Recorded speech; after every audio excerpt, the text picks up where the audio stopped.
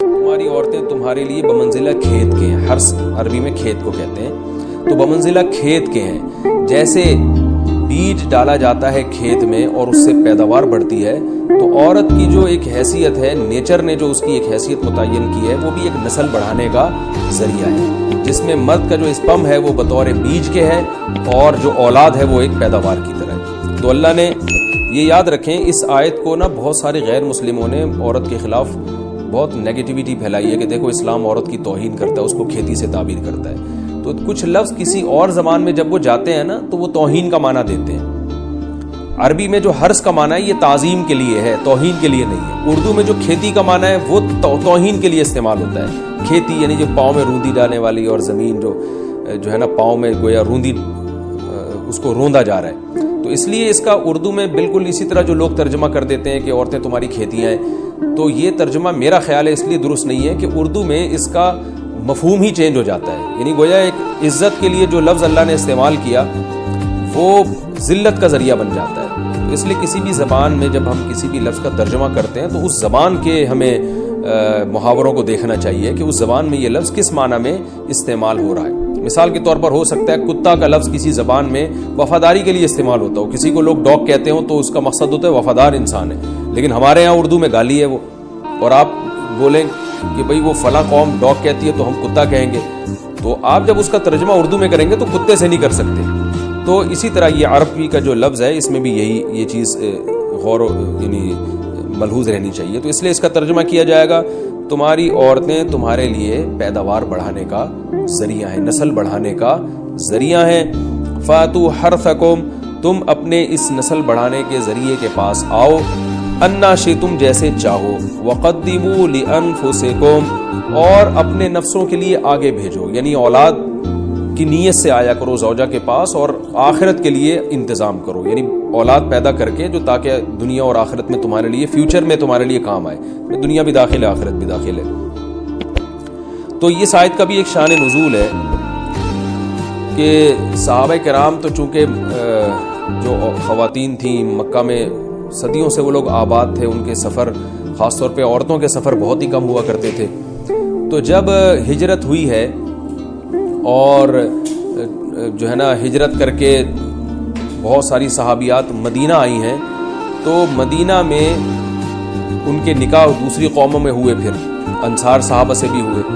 تو چونکہ تقویٰ تھا ان خواتین میں، للہیت تھی، تو بعض جگہ ایسے واقعات ہوئے کہ میاں بیوی کا جو آپس کا ریلیشن ہوتا ہے، ظاہر ہے وہ ہر قوم میں اور ہر جو ہے نا شخص کا مزاج دوسرے سے مختلف ہوتا ہے. تو بعض مردوں نے اس طرح سے اپنی زوجات کے ساتھ ہم بستری کی کہ ان خواتین کو پھر اشکال ہوا کہ پتہ نہیں اس طرح سے ہم بستری کرنا جائز بھی ہے یا نہیں ہے. تو انہوں نے نبی صلی اللہ علیہ وسلم سے یہ مسئلہ پوچھا کہ یا رسول اللہ، ہمارے شوہر ہمارے پاس اس طرح سے آتے ہیں تو کیا یہ جائز ہے یا نہیں.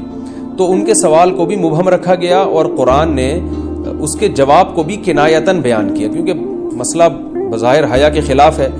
تو قرآن جب بھی کوئی ایسی بات ہوتی ہے تو اشارتاً کنایتاً اس کا تذکرہ کر دیتا ہے تاکہ مسئلہ بھی واضح ہو جائے، کیونکہ ظاہر ہے اس کی ضرورت تو قیامت تک آنے والے انسانوں کو پڑ سکتی ہے نا. یہ تو ہر میاں بیوی کا اپنا ایک ذاتی مسئلہ ہوتا ہے کہ ہمیں کس طرح سے پرمیشن ہے، کس طرح سے پرمیشن نہیں ہے. تو اللہ تعالیٰ نے بھی اشارتاً ہی اس حکم کو قرآن میں بیان کر دیا.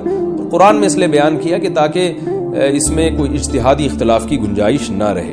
تو اللہ نے قرآن مجید میں بیان کیا، فرمایا نساؤکم حرث لکم، تمہاری جو ازواج ہیں، تمہاری جو بیویاں ہیں، وہ تمہارے لیے بمنزلہ کھیت ہیں.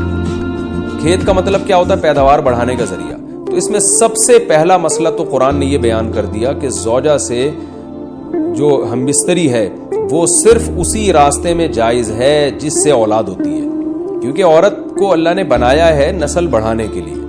تو کوئی بھی ایسا ہم بستری کا طریقہ اختیار کرنا جو نسل بڑھانے کا ذریعہ نہ ہو، یعنی وہ نیچرل نہ ہو، تو وہ حرام ہے. تو اس میں اللہ نے یہ حکم دے دیا. تو اس سے صاف یعنی حدیث سے بھی پتہ چلتا ہے اور تمام فقہاء کا اجماع بھی ہے اس آیت کی روشنی میں کہ مسئلہ تھوڑا حیا کے خلاف ہے، لیکن میرا خیال ہے بتانا ضروری ہے کہ پچھلے راستے سے عورت سے ہم بستری کرنا بالکل حرام ہے، ناجائز ہے. اور نبی صلی اللہ علیہ وسلم کی اس پہ بہت شدید لعنت ہے، بہت شدید وعید ہے. یہ بالکل اللیگل ہے اسلام میں کہ عورت کے پچھلے راستے سے اس سے ہم بستری کی جائے. جو لوگ لڑکوں سے بدفعلی کے عادی ہوتے ہیں ان کو یہ چسکا لگ جاتا ہے.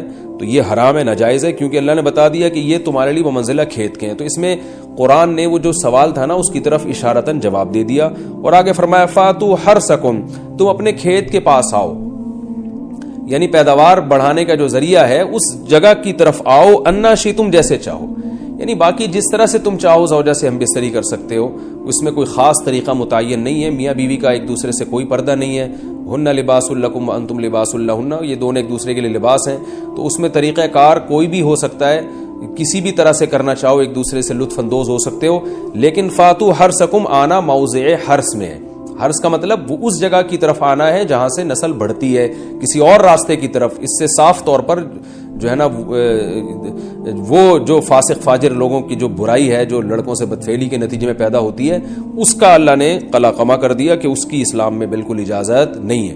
باقی طریقہ کار کیا ہوگا یہ تمہارے اوپر، اس کی اللہ نے تمہیں اجازت دی ہے۔ وَقَدِّمُوا لِأَنفُسِكُمْ، اور چونکہ بار بار حرس کا تذکرہ ہو رہا ہے کہ نسل بڑھانے کا، تو اس لیے اللہ نے فرمایا کہ قدموا لانفسکم، اپنی ذات کے لیے فیوچر میں انتظام کرو۔ قدموا کا مطلب آگے بھیجو اپنی ذات